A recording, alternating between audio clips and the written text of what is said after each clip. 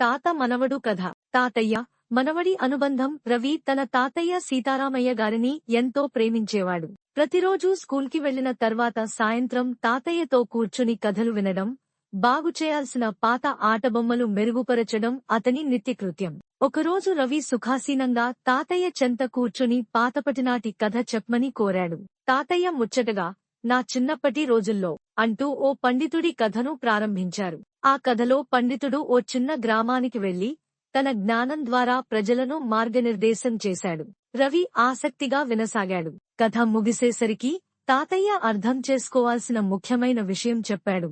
జ్ఞానం పంచుకుంటేనే అది మరింత వెలుగొందుతుంది. ఆ మాటలు రవికి బాగా నచ్చాయి. మరుసటి రోజు స్కూల్కి వెళ్లిన వెంటనే తన స్నేహితులకు ఆ కథను చెప్పి తాతయ్య ఇచ్చిన జీవిత పాఠాన్ని పంచుకున్నాడు.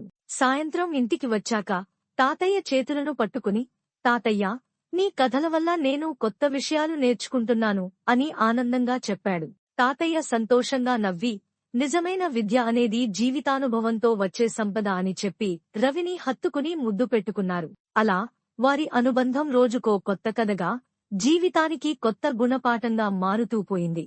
తాత మనవడు కథ బాగుందా? ఎలా అనిపించింది? మీకు నచ్చిందా? నచ్చితే మరీ ఎన్నో కథలు కోసం లైక్ చేసి సబ్స్క్రైబ్ చేయండి. థాంక్యూ.